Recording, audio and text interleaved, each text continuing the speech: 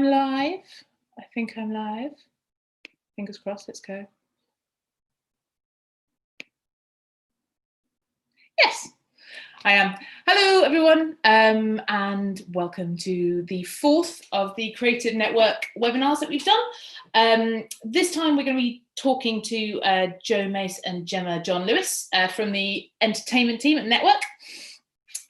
This time we're going to be sort of chatting a little bit about development process, and also kind of long-term and short-term needs for the network. As always, we've got the questions coming through on YouTube, so please just drop us a line. I'll jump in and out if it's something pertinent, but otherwise we'll do some kind of straightforward Q&A at the end. But you know, let's introduce our speakers. So guys, if you want to come off mute and join me. Hello. Hello. Welcome. Thank you. Thanks for having us. Oh, no, it's a pleasure. I did a webinar this morning where the viewers were also on screen, but I don't think they realised they were on screen. And it was quite an early one. It's like 8 a.m. There's quite a lot of yogurt eating going on. So, you know, at least everyone's dressed, you know, yogurts were on fire. So thank you for joining us. I thought just to give everyone, because not everybody knows you, not everyone from the development teams will have met you guys yet, thought it would be good just to start with just a little introduction about what you guys do at ITV and sort of how you got here. Gem, do you want to start? Okay, cool. Yeah. So hi everyone. I'm Gemma. I'm an assistant commissioner within the entertainment team at Network ITV, and I am tend to look after what I call the heritage brands. So things that have been handed down, I've got a responsibility to look after them and keep trying to refresh them year on year. So stuff like Catchphrase, the Olivier Awards, the British Soap Awards, Voice Kids, Dinner Date, and often, you know, some sort of weekend morning children's, one of the weekend morning children's brands, Scrambled. And then I have the luxury of looking after some new Ent shows, like Rolling in It, and then some other live action stuff on CITV, Project Z, Spy School, Don't Unleash the Beast, How, and Make Away, Take Away. All three of those are coming soon. So that's kind of what I do. And I've been at ITV, dare I say it, 15 years, a very long time. But I've done sort of 3 different roles within that time. And I started off within planning, as it was known then, working closely with the programme strategists, so the equivalent of Rosemary Newell now. And they obviously, my role was for main channel. I worked across Men and Motors, that little channel, ITV2, ITV3, a bit on 4, but mainly on main channel. And it was working with the likes of Ro to try and get the schedule that she envisaged from paper onto sort of like a system and just point out all the flaws and make sure that could work. So it meant kind of liaising with the sort of presentation teams just to make sure that was all aligned, liaising with producers to make sure that the stock and everything was okay. And there's so much more that I could go into, but just in a nutshell, what that did was gave me a really good understanding of how certain areas of ITV fed into each other. I had a broad understanding of what the competition was up to and what worked well in what slot. And so when I kind of looked to do something else and went to do a secondment within entertainment, it was an easy switch over because I had that broader knowledge, whereas some of the commissioners within the team just tend to work in isolation with their head down on their own shows, but weren't always looking at the bigger picture, which is what I could provide, having worked closely with strategists. So, and then from there, I just started working a bit more in editorial, giving up free time, evenings, weekends. And I had a very supportive boss, and she just started saying, would you look after this project, look after that project? And before realising what I was doing, I was just running on stuff. And that's kind of how I got to where I've got to now. Nice. That was a very comprehensive. Love it. Sorry, that's me. I'm not at all. 10 words when you can probably say one. Hang on. Joe, what about you? Slightly different? Yeah, I've been at ITV for 10 years in various different roles. First of all, let me apologise for my Wi-Fi. Is it because you're in a shed? Yeah, basically in an office, which is what used to be known as a place of work. But I've heard one of them. Anyway, yeah, so I write, and I did a lot of my, for about whatever it was, 5 or 6 years, I was running development. So I had another piece of the jigsaw which is useful to commissioning. Gemma had the scheduling brain, and I bring the development brain, and that is obviously, I mean, I think a lot of you are development people, so I feel your pain, daily pain, but also now I'm in commissioning, it's a really useful skill because you do the same thing as you do in development. Really, is you grow ideas, you kill ideas, you encourage, you collaborate, and then you end up with a slate of shows which hopefully will be successful and replace some of the existing brands, blah, blah, blah. But yeah, that's me. I'm a Libran. I have one wife, 2 children, no pets. Favorite food? Favorite food? Do you know what? I'm going to say Indian. But that's not a food, that's a cuisine. Well, I actually wanted to say poached eggs, but that's realistic. I can't poach an egg. I think it's impossible. I think it's a wonder if people can poach eggs. Anyway, I digress. So, like, how do you guys like to be pitched to, ideally? Are you top line ideas and an amazing sizzle? Are you full on treatments? Do you work with people from the little idea? How do you guys work? Joe, do you want to take that? Well, I think we work in entertainment, and really, it doesn't matter what form your idea comes in, but the top line sell of it should spark our imaginations, get our heart racing.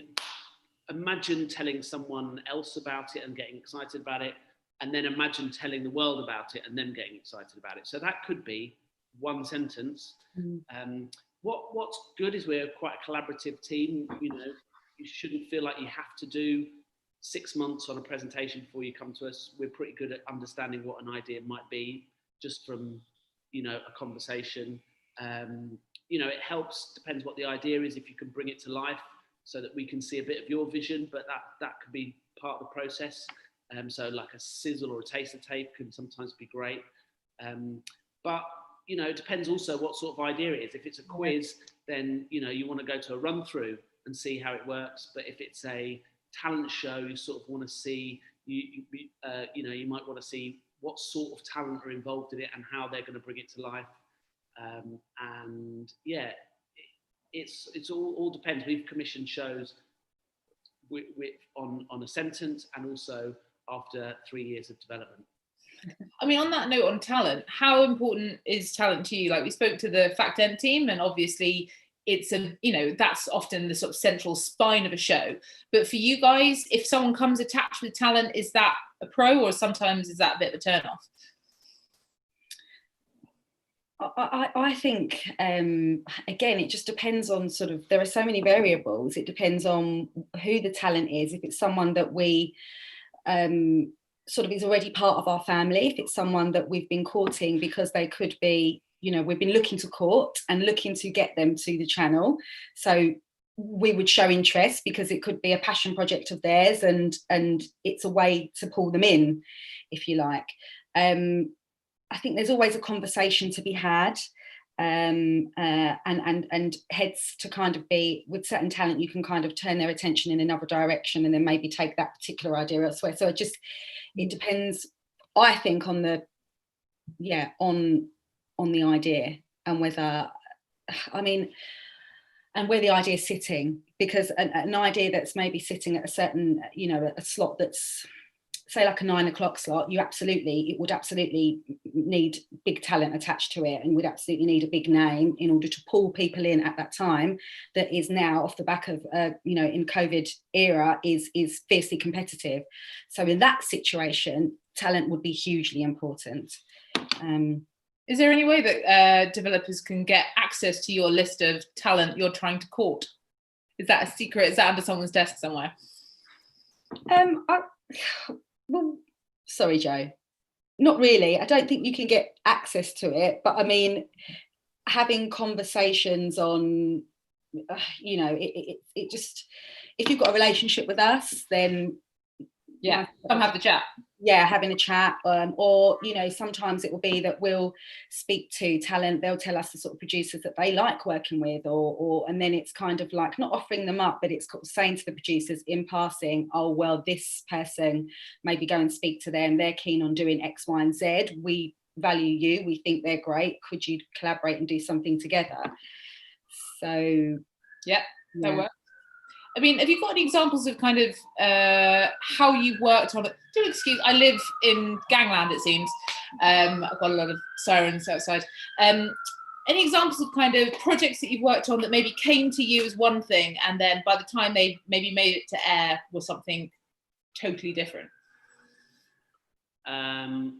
Yeah, we've got, I suppose there are different. Let me just try and think of a good one. So there was an idea, this was a few years ago, this was about 3 years ago, a producer came to us and said, wouldn't it be nice to take a group of old comedians around the UK visiting old places that they had played, sort of a trip down memory lane. And we liked the idea of a group of older comedians, but we didn't like the idea of them going around the UK, and we tossed backwards and forwards and backwards and forwards. And we came up with a slightly more glamorous execution, which was taking them to play a venue that none of them had ever played before they all died, effectively, which was Las Vegas. So that became Last Laugh in Vegas. And that's an example of a sort of fact-end show where you sort of have, you talk about it and it sort of grows out of that. And if any of you out there have developed formats, that can happen as well, but slightly differently. You might do a run through, you might go, that bit works, but I'm not sure about that bit. So an example of that might be Beat the Chasers, which is the spin-off from The Chase, which went through 5 or 6 different versions before we landed on that version that we put out this year. And that was just a process of working out what bit was most important, what bit gave us the best jeopardy, all those things. And that's a sort of, so how it looked when it first landed on our desk to how it ended up on TV was quite different, but better for it. Definitely. I mean, obviously you can't go without the elephant in the room of COVID. Presumably that's changing kind of how you guys are working, but also what you guys are looking for. How has it changed the schedule? So Joe, or no, go, Jen. Well, I think first of all, it was a case of firefighting, wasn't it, Joe? It was firefighting and reacting, and what can we get a lot of and quickly, while there were gaps popping up all over the place. I think in terms of the schedule, I think what it's taught us, and I'm thinking other broadcasters as well, is the value of stock. Having things that you have sitting, and when I say stock, I mean just series that can that are workhorses, brands. They can drop anywhere, they'll do a job for you, they can be the star of the evening, or they can prop up, they can, introduce something new but untested, like Catchphrase did for Masked Singer, and also like Rolling in It, that was on the shelf for a while and then sort of landed later. So it's making sure that we've got stock, I think is a key thing. And obviously, I guess you've had a lot of gaps open up because, the dramas are delivering, some of the bigger entertainment formats had to come off for a while. So once the sort of Scrabble has now finished, where have you landed in terms of what you guys are after, sort of in the short term to begin with? Well, I think drama not being able to happen as much as we had hoped has left quite a big hole in our weekday schedule at 9 o'clock, which is where those dramas usually play. And so we've been talking to producers over the last couple of months about ideas that could do the job that those dramas normally do at 9 o'clock, which is really, really hard, because if you think drama, you're able to create amazing life-changing storylines and really give people a deep dive into people's characters and take them to all sorts of places, and to try and recreate some of those things in an entertainment show is tough, especially at this time. But we do have, we've got 2 ways to go. One is a reality show, can we reproduce some of those qualities in a strict reality show? So we're trying something. Hopefully, we'll see how it works out. But it's a celebrities rowing from one end of the country to the other. So it's sort of got that real, genuine. It's hard. You're seeing people's characters being revealed. It's also epic, and it's got scale, but it's also got humour, and so that makes it feel ITV. So there's that one, and then there's sort of the other end of the scale, which is quiz and game, which obviously you can make in these conditions. You don't need an audience, you just need a really good format. Like, Who Wants to Be a Millionaire is doing that job at the moment, but Beat the Chasers did it in April. And so we're looking at trying to find other ones of those shows that could play, maybe the whole week, Monday to Friday. And then also looking at other bits that could land at 9 o'clock that might be considered entertainment, which we don't normally do. So like a chat show or travel log.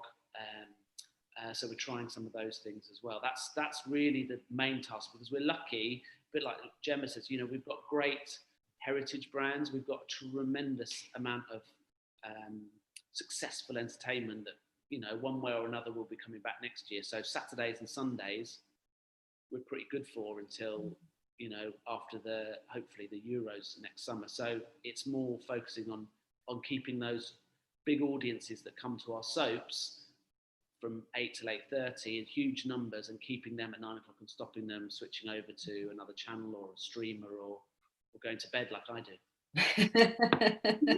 When you hear from the streamers, some of them are sort of saying, actually ignore COVID and just assume that we are commissioning for end of 2021 and that we can go out there and do almost what we normally would. What's your kind of approach to COVID safety? I mean, how much do you need to see of that in a treatment, let's say? Like, how are you working with those restrictions? Go, Jem. No, I think to be too restrictive to begin with is to shoot yourself in the foot sometimes. You've got to be open and have an open conversation. And if there's, like Joe says, sometimes he's worked on a lot of stuff that started as one thing and travelled in a different direction. So if people are open and, people want to get stuff away, you come in with what you feel is a good idea, and then we will work with you in order to look at how we make it for a COVID world. Or if it's like, okay, well, we can't do it now, but we could look to do this further down the line. Because we wouldn't want to, I don't think, Joe, we would ever want to turn our back on something or say no to something or put too many restrictions in place from the off, because that might be shooting ourselves in the foot. Yeah, I mean, we have to be ambitious, and ITV is the home of really big scale, a lot of the time, entertainment, and that's not easy, especially performance shows where you need big audiences to really sort of make the best of the idea, singing, dancing, those classic entertainment things. It's really hard to see you launching a new one of those when you can't get 500, 1,000 people screaming and cheering at them. But you can do other things, reality shows, if, touch wood, we're able to pull off I'm a Celebrity this autumn. I mean, the job that they're going to be doing is incredible. But it's they're making it doable. And so we're open to that. And producers are being really clever, and obviously working safely is super important. But that rowing show, for example, it's shot outside and they're in boats, so they're relatively, that's relatively COVID safe to start with. It's best to start with thinking, well, with quizzes, you don't need 500 people clapping and cheering. So that's quite a good way to go, etc. We just did, but we have done shows with audiences. But how's that worked for you? Yeah, it's not perfect. It's not, but we'll see. I think the TV watching audiences will be forgiving, but not ultimately. They want the full shebang. I mean, does it feel? Because it feels maybe to me that you can get away with virtual audience and those kind of workarounds when it's a big existing heritage brand that we're all confident with and the audience kind of knows the drill almost. But for you, is it that you feel that there'll be a pause on launching anything new that might require that, but you're happy to sort of experiment in the existing brands? Is that fair to say? We just did Family Fortune, for example, with a very limited audience. Normally that would have a big, 400 people audience, and the host would have, and the families would have that to vibe off. But this time there were like 40 people and they were separated by 10 feet and it looks like the apocalypse. But you're never going to see them. You're only going to hear their clapping and cheering, which is enough to inject the show with that sort of level of humour. And so, yeah, it's with that's what we did with Family Fortunes. But when Gemma went back in the studio with Catchphrase in July, it was different. Absolutely different. And we didn't have obviously we took the decision, no audience, but because it was a show that you didn't really ever see the audience anyway, we kind of played around with what we do with sort of wild tracks and wild applause from other shows, and how you mix that in with applause from the people and the numbers that you have available to you in studio, and that's worked quite well. I think the podium, now when I actually have watched other episodes of Catchphrase, I was like, God, they seem so bunched up. Yeah, it was a bit sort of dirty. It's amazing how your eyes just adjust to seeing people separately, and that suddenly becomes the norm. I suppose because they're at a fixed point and it's established at the start, so you think this is where we're at and this is what we're dealing with, rather than them trying to move awkwardly, socially distant. That would probably be a bit wrong, but look weird. But Catchphrase was fine. And actually what we found, and what was a fun thing to come out of the celebs that were on the show, was that they loved it. They loved not having an audience. It gave them freedom. Yeah, I mean, and I was thinking a lot of comedians, which are the ones we usually put on the furthest away from Stephen, the host, on that sort of podium, because they tend to play to the audience. They love it. They need that to feed off. But they were like, no, not bothered. You still got the same reaction. And actually, they didn't self-edit as much, and there was a bit more back and forth. And even people that had only met on that day, I think maybe it was a case of they haven't been out of the house in months, and they were like, this always helps. We're doing. They were so excited. So I think it's a combination of that, and a combination of the fact they don't have to. They can be more of themselves. Yeah, with like-minded people that brought out another side of them, and I think an added layer of funny. Actually, that's fucked up. I mean, do you feel that there might be some shows, therefore, that even in a non-COVID future, you might continue that way of working? You've sort of found that the vibe is a little different. Yeah, I mean, look, there's savings to be made not having an audience, but it does obviously. There again, as always, there are variables. You discuss it on a show by show, case by case basis. So I wouldn't want to say yes, we're absolutely going to go down that route with Catchphrase in future, but it's nice to know it's an option.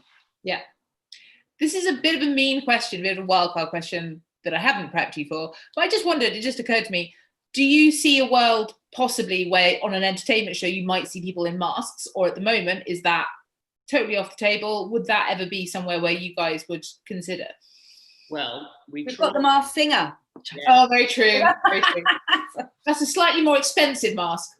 Yeah, I don't think so. I think people's patience with Zoom shows and anything that doesn't feel like an actual TV show, and masks is too much of a jarring reminder of what's really going on. And entertainment is all about escapism. Yeah, we want to lift people out of what's going on, and for that hour or half an hour, just be completely distracted. So yeah, as little of that as possible.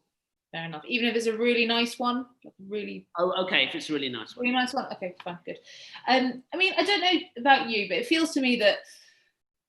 And it's been not necessarily just with COVID, but before that, there is a big tendency for networks, not just ITV at all, but internationally, to kind of fall back on the same stuff. Like we're seeing a lot of stuff come back from the dead after 10 years, even here with like Millionaire, it's serving a fantastic, it's doing fantastically for the schedule, but is that sort of a tendency to be a little bit risk averse and a little bit sort of, you know, looking to the past? How much of an appetite is there for genuine risk, do you think?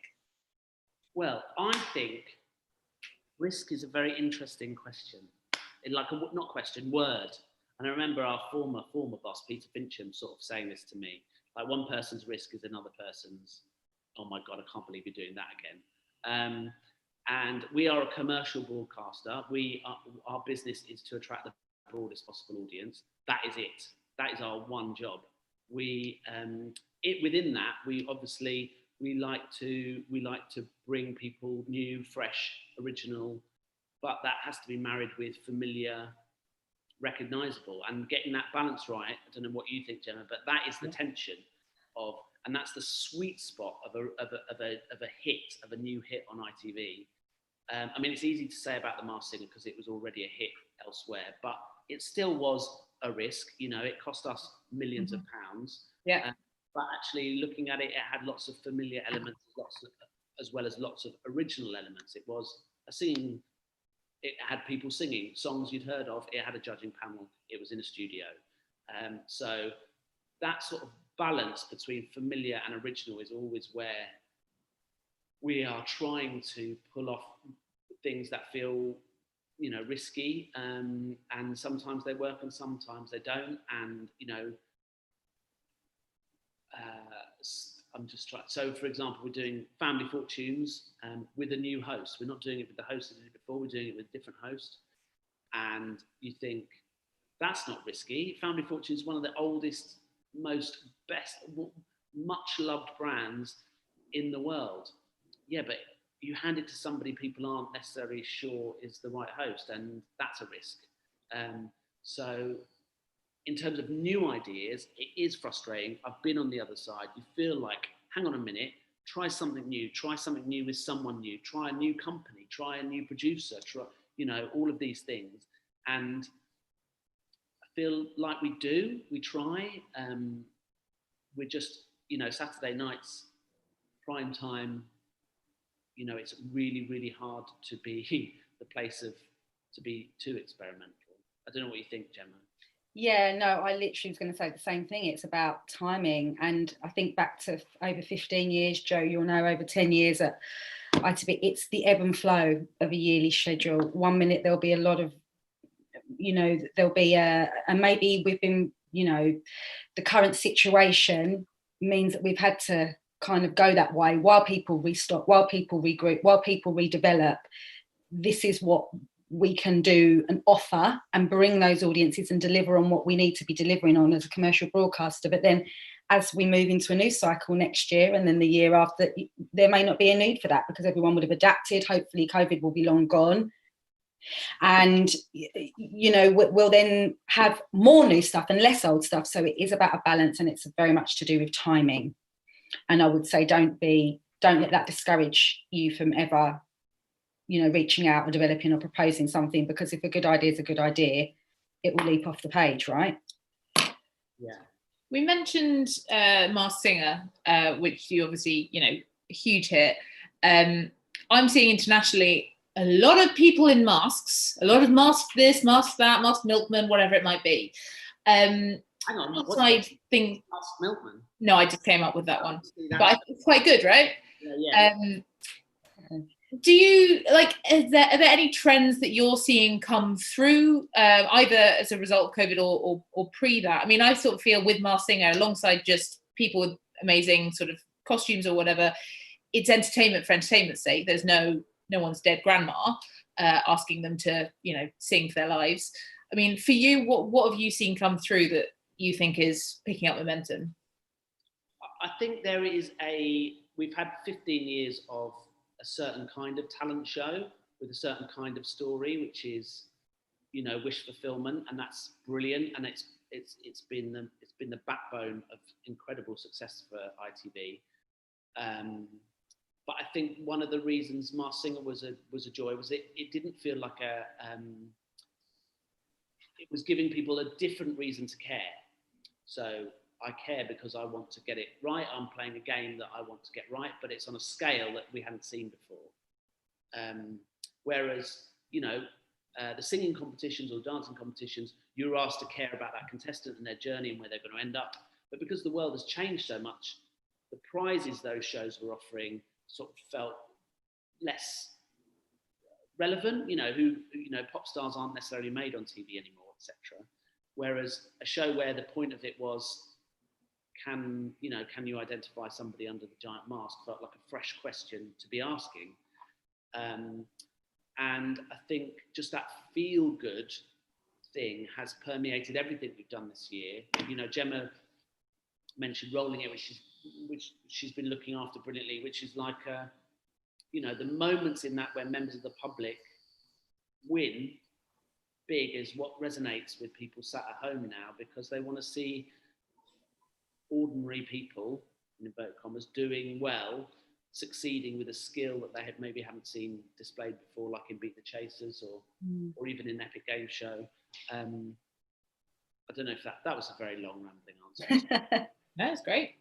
But I suppose it's feel good is the most sort of, I would say I've come away with feeling like what people wanted, those moments of, without having to be engineered into them by a beautifully crafted singing show. Those moments are, if they're happening on a game show, they're quite clearly happening for real. We haven't done anything to trick you into caring for them. Authenticity. So the sort of hand of the producer there is not, it's not too clear. It's natural jeopardy and natural joy. I mean, I loved Masked Singer because I learnt about myself that apparently my type is a giant disco ball comedian. So, it's good to learn. He got a lot of traction online. I see why. Good. Anywho, I mean, in your careers, I mean, you've obviously seen a lot of shows come across your desk, a lot of shows go to competitors. Right now, is there something that maybe a competitor has that we don't, that you wish you'd nabbed, that not necessarily, I'm not going to ask you to sort of flag that you got pitched something and turned it down, then it became the next big thing, but is there anything that you guys wish you had right now? I wish we had, and I think it's the repair shop. I don't know, because I just think it's so Middle England, and I think it's something that we could have played on a Sunday, and in that usually unpenetrable slot of where BBC have Antiques Roadshow and Country File, this could have been something that could have rivaled that, or put a little bit of a dent in that, because it is so tough unless we have the likes of Dancing on Ice, which is fantastic, but that is a feel good, genuine, wonderfully warm show that puts people, normal members of the public, front and center, and you're getting a journey into their history, their past, without, like Joe says, feeling like you're forced to care about them. The stories sell themselves, the people sell themselves. And I think in our version, there probably would have been a little bit more balance between the people that are working on stuff, and it would have been a bit more jovial maybe within the workshops. But ultimately, I would have loved to have seen, not that obviously that came to us, but I just feel like it could have been something that could have been beneficial in that slot against those two BBC juggernauts. What about you, Joe? I'm thinking. I've got one other. Yeah. I wish that Stand Up Sketch Show had been on, that's on ITV2, had kind of done, because there was one idea that was pitched for main channel, but because we were doing, it was similar, but because it was happening on ITV2, we weren't able to kind of do it on main channel. And I just think at a time now where comedy is, people just need to laugh, they need cheering up, they need to be told stories, the stories that you got when you were sitting around your friend's house, the stories that you got when you were down, if you're like me, hanging out in a park with your friends over a picnic and beers, or if you were down the pub, those stories, observational things that are told by comedians, brought to life in a slightly different way with an added layer of comedy, I think would have worked brilliantly in like a post one of our juggernauts in one of the later slots on a Saturday evening. But that's just me. kind of like Repair Shop, I guess, obviously Repair Shop was able to, find its feet and have a little kind of nursery slope before it kind of made it into the big time. I guess we don't quite have that luxury on ITV, and almost sort of ITV1 and ITV main channel and ITV2 are almost, you're kind of competing. So I guess that can be a bit of a tricky one for you when things come across your desk that would have otherwise suited one or the other. I think, sometimes with some quizzes, it's often, we've got the luxury of daytime and some of those slots in which to grow those sorts of shows that then cross over into kind of shoulder peak. But yeah, it is tricky in sort of with other formats to do that. There isn't a nursery slope, if you like. There isn't anything that I only watch ITV anyway, so I don't even know if there's anything goes out there. What we're doing, we do very well. Yeah. In terms of entertainment, we just do the best entertainment. So. Oh, that's a given. That's a given, Jack. I know. I'm sure there are. I can't think of any. No, that's fine. That's the old scheduler in me. Oh, I want to did the competition. We should be going after. That's me thinking in that way. But would I lose sleep over that? Then, no, not having it, because like Joe says, what we do and what we offer is fantastic, and we do pull in and generate huge audiences. Just before I ask you a sort of final question from my side, if anyone has any questions, pop them in the chat, or just sort of one come through now, which I'll do now actually. Is there an example of a time when you commissioned a show in the room? And if so, what was it about the pitch or the idea that won you over straight away? If not in the room, maybe the next day. Not for me. Has the days of commissioning in the room gone, do you think? I think there are I think, again, being a commercial channel, there are so many other factors and kind of things that you have to think about. Obviously, you'll always push. You're not going to be swayed. You're going to go in and you're going to fight for an idea, regardless of what people tell you, and you'll try and get other departments on side and work around an idea, but you do have to consider the way in which other things feed into each other, like how do ad sales feed into us. We can really believe in something, but it's where Kevin, the director of television's head is at. And I think what I know of, the last thing that I think was commissioned in the room, but it was a reboot and it was comedy, it was Birds of a Feather. That was the last thing to kind of... Yeah. Oh, it's a shoe-in, right? Yeah. So it's not new per se. I commission a lot of things in my head in the room.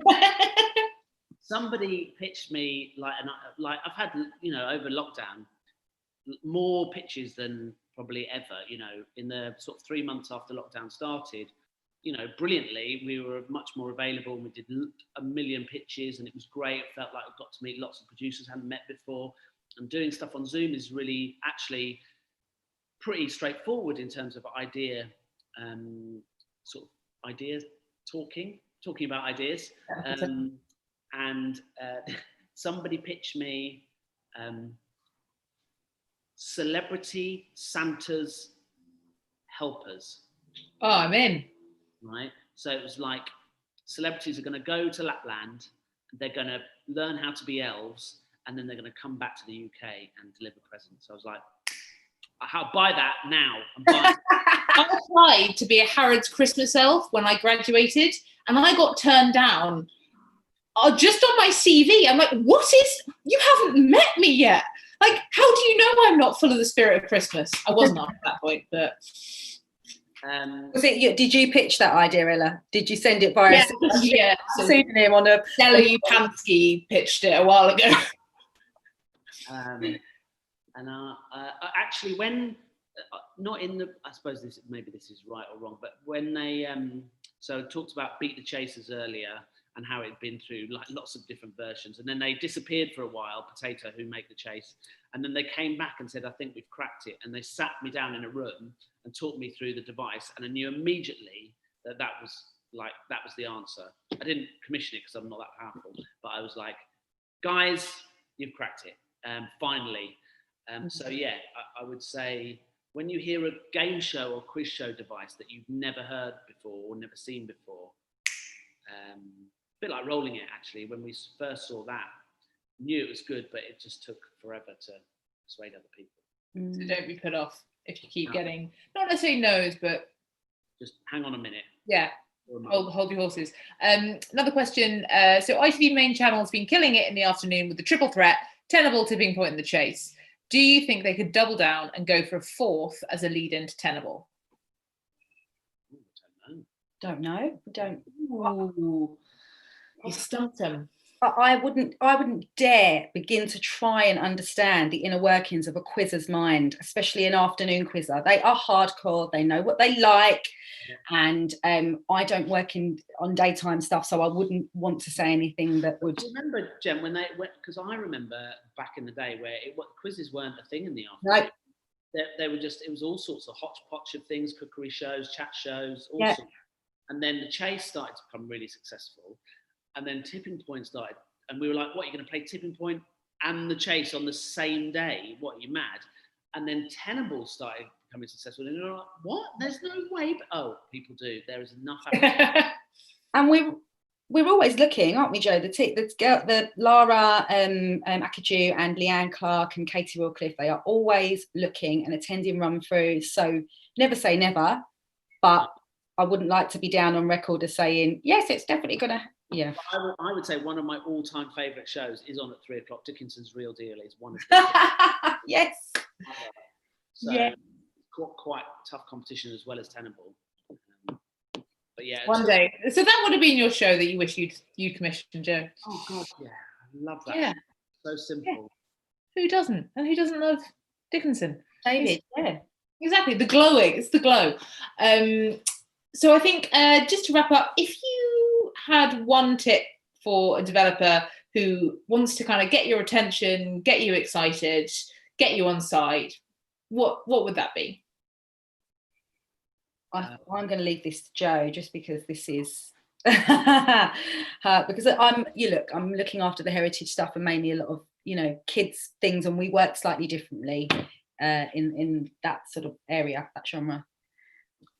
What would I say? I'd say never be afraid just to email and say, hi, I've got this idea, here it is in a paragraph. Never ever be like, I think we all pride ourselves in our team of getting back to people quickly. So we'll do that. That starts a conversation. You'll know what we like. We sort of get better at knowing what you're like. And it is about, some of it is about timing and luck. I've commissioned things, especially over lockdown, where people have it just so happens that the idea has come in just at the right time when we're discussing, a specific place in the schedule we're trying to fill, and you never know. But if you don't buy a ticket, you can't win the lottery. Such cliche. But also bear in mind what ITV is. It wants scale, it wants humour, it wants personality. So if your idea is eye-catching, whether it's for daytime, mornings, afternoons, prime time, whatever it is, those things still apply. And the other thing, just to Jo's point as well, is we all talk, we all share. So even if you said, look, I'm not sure if you're necessarily the right person, but I can guarantee you we'll pass it on and make sure it does get to the person that has the expertise, because it could, other people are fantastic producers, but they don't necessarily in the team haven't worked within kids, so don't know how kid what, so they'll quite happily pass things over, and vice versa. I wouldn't try and because I'm not doing you a great service if I try and take on something that I know someone else within the team has got fantastic skill set and could run with this and could really get it. So we all want to find big shows, we all want things to do well. And so it's like, right, we'll work as one, and it's who's going to do and give this producer or this developer the best chance. Go and speak to that person. And Jo's a good all-rounder, so he's good to go and speak to about my thing. I'm not. I think Gemma's trying to say, email Jo, don't email. No, not at all. I'm just saying is Jo has got eyes on a lot. He's worked on a lot of different types of shows and really gets it because of his development background. He just... Sorry to talk about you like you're not here, but I'm just telling the truth. So that's stop it now, carry on. How it is. any of us, email it. On that note, I will say thank you ever so much, guys. I really appreciate your time. And I will let you get on with the rest of your afternoon. Everyone else, I hope that was useful. Please drop me a line if you've got any sort of burning questions that you were too embarrassed to put on the YouTube chat, and I will ping it to these guys separately. And we'll also be doing some more of these over the next month or so. So stay tuned. And other than that, thank you very much, guys. And I will end our stream. Ending stream. Bye. Bye. Now we're done. Oh, fantastic. Thank